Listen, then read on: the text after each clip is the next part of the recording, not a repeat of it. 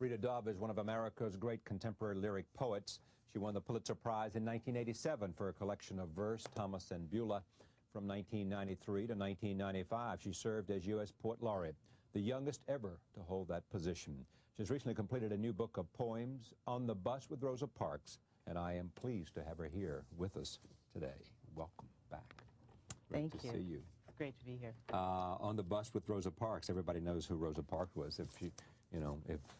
If there's a pantheon of great civil rights heroes and heroines, she's at the very top. That's true. That's right. She was the person who said, "I'm not sitting in the back of this bus." Mm-hmm. And that moment changed so much in history. Yeah. And it was that moment that intrigued me. The fact that at that moment, something changed perceptibly in our whole appreciation of civil rights and how that worked. And so it was a poetic moment. And that's how the book got started. Now, have you been thinking about this and at some point knowing that you want to do it, or did something spur your mind to do it at this time? Actually, what spurred my mind was a comment that my daughter made a few years ago. She was about 12 at that time, so about 4 years ago. We were at a conference where Rosa Parks was also present, and we were being ferried about on buses to various sites. And one morning we got on a bus to go to the conference center, and our daughter leaned over to my husband and myself and said, "We're on the bus with Rosa Parks." And it was just all of that, the excitement, the fact that we were on the bus, and that crystallized it around the title, actually. Yeah. See, that's so great. I mean, she knew, she was 12 years old, she knew who Rosa Parks was, and she was excited because... And she knew the significance of all of this. On the bus and all of that. Yeah, so that got me started about thinking about how Rosa Parks has just permeated all of our consciousnesses. As you said, if there is someone in the pantheon of great leaders, then it's Rosa Parks. She's there, and lives today. That's right. In fact, I just saw something, I was telling you, where she was being honored or being given an honorary degree or something in the paper. On the Bus with Rosa Parks, there are other poems here. Yes. What other ideas are we expressing?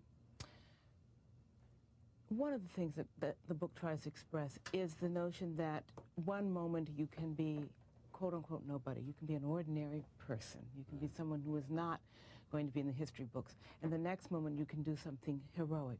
Whether it's recognized by history or not is a moot point. But it's the idea that all of us do heroic acts every day. Sometimes simply by surviving, simply by doing something with grace or with courage. So that there are poems in the book which, there's a poem about an old woman who walks the mall every morning and says, "I'm not giving up on my life." To me, that is an act of courage. And then there are poems, the whole section to deal with Rosa Parks deals not only with Rosa Parks as a symbol, but also the fact that she allows us to admire her, that she allows herself to be a symbol, recognizing that we do need role models. We do need people to look up to give us courage, to make us feel that we can do the impossible too. So the book is often about those forgotten small moments in our lives which matter intensely to us, which help define us as human beings. I want to talk about writing poetry, but read, if you will, page 83, which is one of the poems here, simply entitled Rosa. Yes. This poem is a poem about that moment. I think many of us have seen that marvelous photograph of Rosa Parks frozen sitting there at the bus, but this is about that moment. Rosa, how she sat there, the time right, inside a place so wrong it was ready.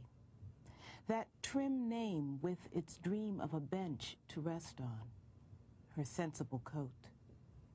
Doing nothing was the doing, the clean flame of her gaze carved by a camera flash. How she stood up when they bent down to retrieve her purse. That courtesy. It's such a quiet moment to have made such a big noise, let's say, in history. It's such a quiet moment. Such a consequential moment. Absolutely. Quiet in its origin. Quiet in its origin, and the way she embodied the moment, the way she, doing nothing was really what happened. She refused to get up, and yet the way she embodied it was important. What's the task of the poet? I'd say that the task, this is a hard question because as soon as you say what the task is, there are 1,000 others that occur, but try to think of something that encompasses everything. I think the task of a poet is to pay attention I want to pay attention and to be honest in that paying attention. By that I mean to look at life in all of its contradictions, and this sounds unpoetic, but to report on it honestly. When I say report, I mean to write it down as honestly as you can. Now, the other part of that task is to use the materials. Everyone has a certain métier that you use. The materials that a poet uses, of course, the language. So you must be absolutely honest to the language, too, to use it in the best way you possibly can. And, yeah, and then that means that nothing is unpoetic. Nothing is too small. Nothing is too ugly or uncomfortable. If it is part of the world and it has engaged the poet's attention, if it has moved someone, then it's worthy of poetry. In some ways, poetry ought to be the best use of our language. It should be. The best words in the best order. In the best words in the best order. In the best order, yes, yes. And it should, because I think that one of the things that we tend to forget about poetry is that because we use language every day, we think of it as just something that everybody bandies about. But poetry takes words and considers not only their meanings, but their sounds, the way they feel in your mouth, the breath it takes to say a line. After you have the tools to use as a poet, you know, so that people will say, you know, Rita Dove knows how to use the language. What's the hardest part? I mean, what's the struggle?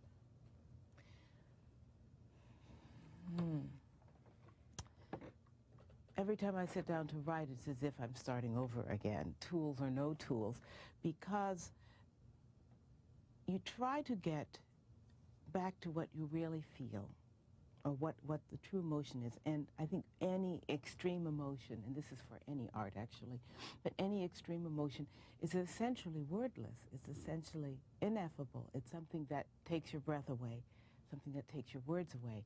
To find the words to imitate that inarticulate state, you know, that's the most difficult thing. So tools or not, I mean, you still end up rather speechless before it.